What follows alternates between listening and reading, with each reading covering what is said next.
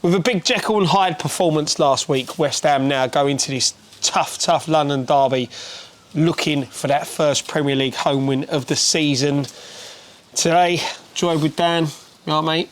Nice, lovely setting we've got today. Yes, that's it. You know what I mean? Like, every time we've got to get in person sometimes. Yeah, exactly, mate, exactly. It's good when we can do it. But no, look, you know, the game against Fulham, it was very Jekyll Hyde. First half, not great. Yeah. Second half, much improved. But the starting 11 that we saw out against Fulham, there's no way we can see that this week. Yeah, but that's what it is. It's the lineup. The first half lineup was Hyde, and then the second half was Jekyll. Well, depending on which one's the good one. Yeah, exactly. Good or the bad, you know. Yeah, so that's it. Like, and that's the big thing I'm looking at in this game is that starting lineup. I want to see that he's learned his lesson.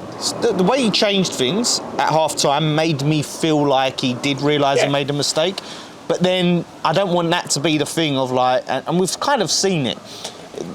He sort of puts out an iffy starting lineup, and then he makes great substitutions that improve. Yeah. We need to start well, do you know what I mean, and not rely on the substitutions. And that's really what he's not got.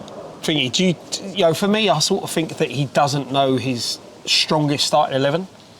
Which, okay, we're 5 league games into the season. You should sort of know that. But you should know that Antonio and Souček are not part of your strongest starting 11 at this stage. I'll be honest with you, I don't get that whatsoever. Yeah. You know, it doesn't make any sense to me having them two. Antonio can't trap a ball. Souček, can't pass a ball.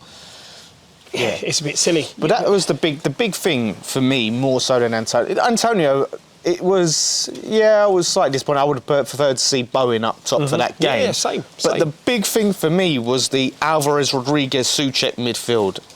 Anyone can see there is no creativity, nothing. But it's also playing Souček in a 10. Yeah. You know, he's not got the passing ability to play a 10. You know, it reminded me a lot of United when they had Fellaini. Yeah. And to be fair, even Everton under Fellaini, you know, just trying to think, right, we'll get the big target man close to the striker, and realistically we didn't. We're doing that with a defensive midfielder. Yeah, you know, it's a bit crazy, and I think it's adding pressure that Lopetegui doesn't really need at the minute. Yeah, that's the thing. Chasing, I know. Okay, he got the home win against Bournemouth, but even that performance wasn't the best. You know, you've got to be now starting to look at it that he should have inserted a style, and I'm not seeing much of a change. No. Yeah, especially that first half, that was very reminiscent of last season under Moyes. Like, it was a lot of the stuff I was saying last season about us passing it sideways, backwards. I said that last season. I said it on Saturday against Fulham. Yeah. And that's what we need to see. Like, when we have our best players and he makes us up, we do look better. Yeah. When you see Paquet, when you see like Somerville come on and things like that, like, we look better.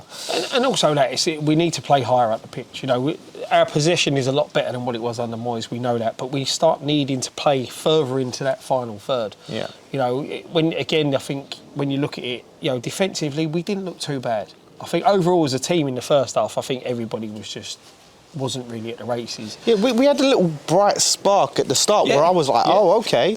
But again, because of that midfield and Antonio being a bit of a passenger, it wasn't sustainable.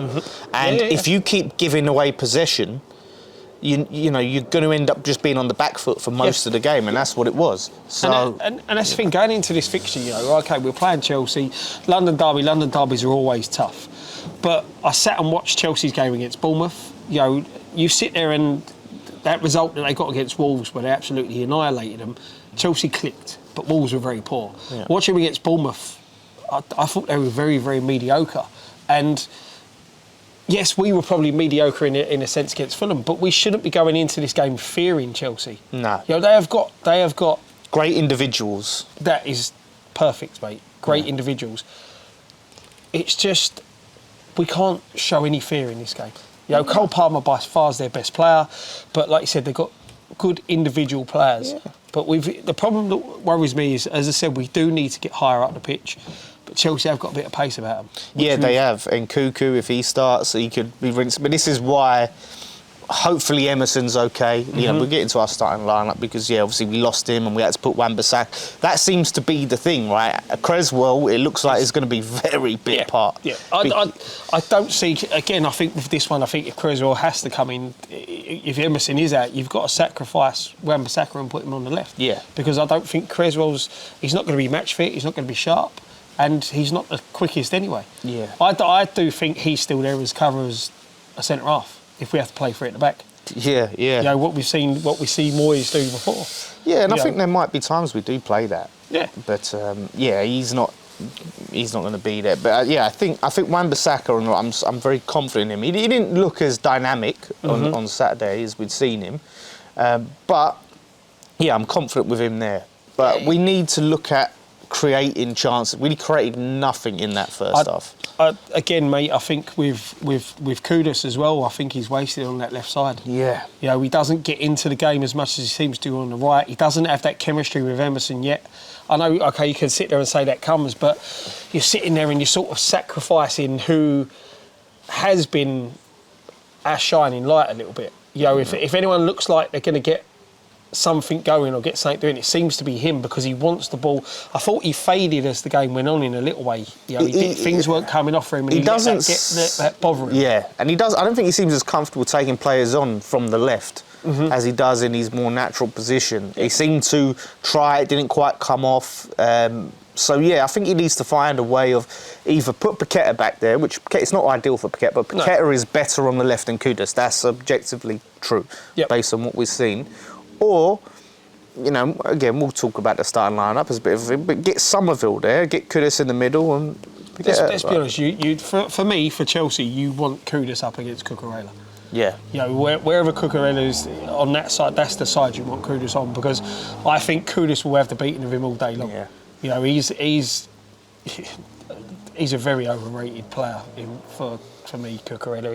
He looks better than he did last season. Yeah, but he can be got at. Yeah, but saying he's better than last season, I mean, he lowered the standards so far that, you know what I mean, it's not saying much. That's what I'm saying, and I just think Kudus up against him will work better. You know, let's go into the starting lineups. You know, for a change, I'm going to do my one first. Yes. So I'm thinking the back line, so long as Emerson's fit, obviously Areola in goal, Emerson left, Wan-Bissaka right, Mavropanos and Kilman in the middle, because I still don't think we're ready, especially with the pace that Jackson's got, and obviously players like Cole Palmer.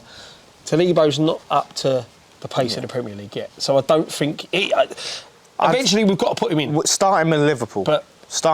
I know that's a tough game in the Cup. I know it's a tough game to start, but he's going to have to get some time. Exactly. Then obviously midfield, Alvarez and Rodriguez with Paquetá in the 10. Yeah. Somerville on the left, Kudus on the right, and Bowen up top. Because Fulkrug's still injured. Antonio's not done enough in the games that he has played. And again, I think you saw it against Fulham. We're looking to get the ball into the box. Where's Antonio? Out on the left. Not offering anything. You know, they're the two main changes that have got to be taken out Souček, taken out Antonio. Gives us more of the ball, more presence on the ball. You know, the midfield battle is going to be key. As I said, they will play, they can counter Chelsea, but I think that midfield battle is going to be key. And I think with them three in that midfield, you can win that battle. Yeah. You know, Bowen gives us a lot more options up top than what Antonio... Look, Antonio has a role to play, but he doesn't hold the ball up well enough. He's always drifting out onto the left. He's not benefiting the team. Yeah. You know, so that's what I would go for personally. Do you know what? I'm going for something a little bit different. Go on, mate. Right? My back line is essentially the same as yours, right? Areola, Emerson, Kilman, Mavropanos, Wan-Bissaka. Same. Alvarez, right? In defensive midfielder in that 6. Paqueta as well in the midfield. And then I'm going to go Somerville on the left, Kudus on the right. Yep. Up top, Jared Bowen, Danny Ings.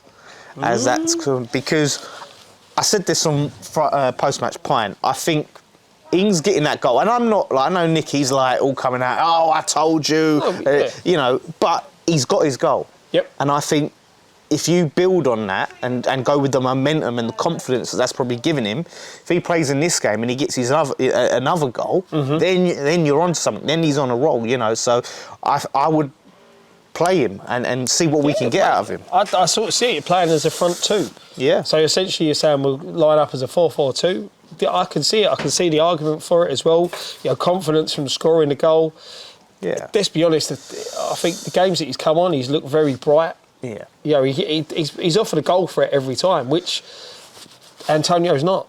Yeah. You know, and this is the thing. There's in what you're saying, it warrants it because you are seeing more from him. Whether he's got 90 minutes in him is a different story. Well, yeah, because this is the thing. I feel more comfortable with Antonio coming off the bench, right? If Antonio's going to do anything, him coming off the bench and then us having a different dimension, or just taking him off and then Bowen's up top on his own.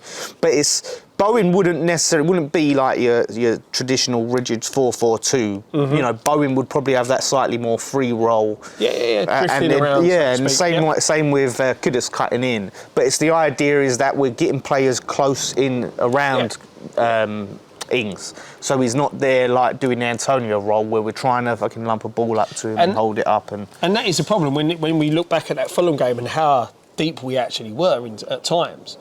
If you're going to start Ings, you need to be higher up the pitch. We said this before, you know, when you look under the Moyes era, when we had Skamaka and Haller, the type of players that they are, you need to play to their strengths. And sitting as deep as we normally do, if we're looking to play higher up the pitch, which is what I want to see us to do, you know, playing the Danny Ings up there will work because you're getting in and around. But this was the problem is we played a high line at times when we had the ball like in possession, but we didn't have the players. You know, we have players like Souček who easily loses the ball. Yeah, which is the problem, so you get caught out. Yeah, exactly. And again, with Antonio, you know, there was a moment in the game against Fulham. Antonio had to play a 10-yard pass. He kicked the ball 5 yards. Yeah. You know, do you know what I mean? And you can't afford to have that. If you're going to go with the target man, like when Fulkrug is back, you look at that, how he holds the ball up, he interlinks the play. Right, so we've not got that. So Lopetegui's not going to play like Moyes did with Antonio off the shoulder, Antonio, you know, running at people and stuff like that. We want to play the possession-based football, have more of the ball.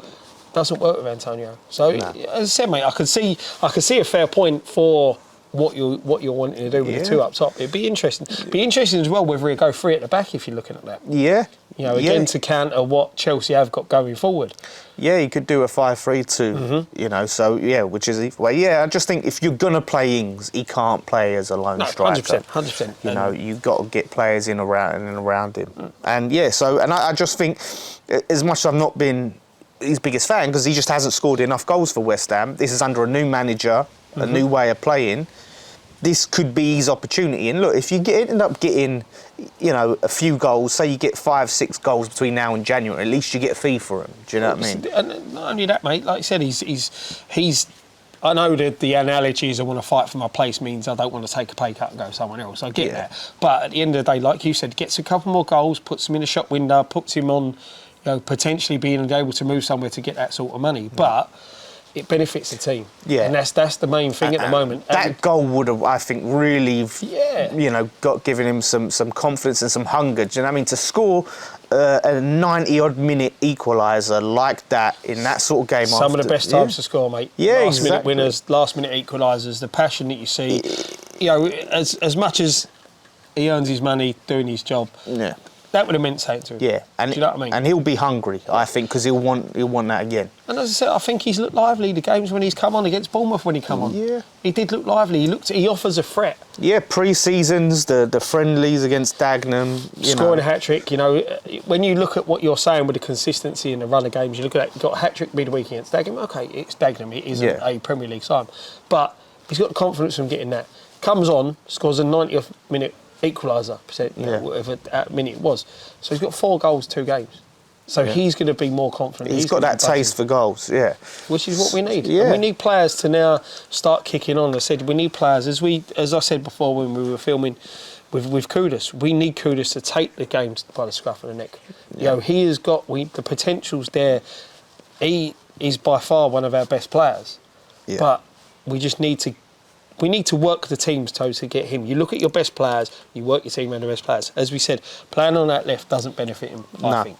No, yeah, not at all, not at all. And then, yeah, look, full crew might be available for this, but I wouldn't even think of starting him for this game. No, that's it. You've got to put Chelsea under pressure at the back. So when you do, and that's why, in a way, with my lineup, you're looking at Somerville, you're looking at Kudus, you look at Bowen, and the ability that Paquetá's got on the ball. I thought the second half against Fulham, just having him on the pitch in the midfield, defensively, teams have got to worry about him. But he has got that ability to play that pass, the pass that nobody else sees on the pitch. Yeah. That's what you need him to do. So, that's why they're the changes. Them two changes has got to be the key ones. That, like you said, that's the mistake he made at the start. He corrected it in the second half. Now you put your money where your mouth is and go, right, well, you two didn't do that for me this week. You're out, you two are in. Yeah, and I think it's important we see a home win. I think it's important now. We've just got the one win, and look, we've got 4 points. It's it's still early doors, but I think it's going to be really important. And see a bit of a performance is going to get the fans up for it. Like I said, it was a miserable first half to watch. Yeah, of course if we start like that, you know what it gets like in the stadium. London derby, good atmosphere. Always, usually is a cracking game against Chelsea. Yeah. And as I said, this isn't the Chelsea of old. This is the new Chelsea. And as I said, watch them against Bournemouth. They were lucky to even get a point, let alone win it. Exactly. Do you know what I mean? Bournemouth were hard done by, I think. So it's just for me, it's Cole Palmer. If we can deal with Cole Palmer, we should be fine. Yeah. Oh yeah, exactly. A bit of that pace at the back, but yeah, they're all over the place, I think. So, yeah, I think massively important to win it. I think 10 games in, I think, is when you can really judge. And that's it. So, yeah, let's just hope so. So win at all costs. I think the win's more important than performance. But just to get that first home league win over the thing, going into the next round of games, get that going. It definitely. But I think we're going to have to see at some point that the style of play is better. Yeah. Because there is some doubts, and a lot, like I said, after Saturday, so many people was talking about Moyes and comparing him to Moyes, and he's going to have to shake that off because the style of play was a big reason people wanted Moyes gone. Exactly, and I think when you look back at that game in the two halves, the first half was Moyes' ball. It was, yeah. The second half wasn't. Yeah, and we need to start there because we can't keep relying on our substitutions to bail us out. You know what I mean? But it's good to have it makes a change. We've got these options, which is a key thing. And I like how proactive he is because we wouldn't have seen those two changes at half time. No. That would have waited to the 60-odd minute. Yeah, 100%, mate. And that's the difference. That's it. Small little things. You can see small little things, but overall there's not a big change. But his game management, I think, is a big strength. We just need to see him prepping and getting that starting line-up the way we need it. Finding his team. That's what he needs to do, find his team. He's got his players, now let's find his team. Yeah, and so hopefully we're getting there, mate. But fingers crossed. What do you reckon then? Do you know what? I do think we could get that first home league win. I just think the early kick-offs always throw up an unusual result, but I just think we're going to win it. I'm going to be overconfident on this one. Be a bit bold. I'll say we win this 2-0. Oh, do you know what I said? I said in the pub earlier. I said to the guys in the pub at 2-0. But yeah, you're saying 2-0. I'll go 1-0. 1-0. Just because our goal scoring still has been a little bit dry. But I think with that, if we went in the lineup that I could see 2-0. Yeah. But I'm going to change it. I'm going to go 1-0. Be a bit more conservative. Both confident on a clean sheet. This is good. Clean sheet. This is the thing. Yeah, our defence overall has been good. Yeah. Like again, it was just. People was blaming Mavropanos for that goal against Fulham, and maybe, but we had that high line. It was just a simple pass that Souček fucked up, and all of a sudden we're on the back foot. If we don't have Souček doing that, look, there's still times when they can intercept or whatever, and you could be on the back foot. Yeah. But I think I'd be a lot more confident that we'd be better in possession and not give the ball away recklessly. So yeah. Let's hope, mate, we get the win. We bloody need it. We do. Because, we've been there twice. Thankfully, me and you got to see the Bournemouth game. Got to be there for it. But I want that league win at home. I want to see it. Yeah, we need it. We need it, and it'll be a good confidence boost. And they said it's just roll on from that late equaliser take it into this game and, you know, see where we go. Yeah. But yeah, thank you very much for joining us. We will be all around the match day content. We will be there for post-match pint, fan cams after the game, Friday night pint as well. Don't make sure you don't miss on that one. I think you've got an opposition preview as well coming up. So videos, games galore coming at us. So yeah, we'll be back later in the week. But thank you very much for watching. One thing left to say. Come on, you Lions.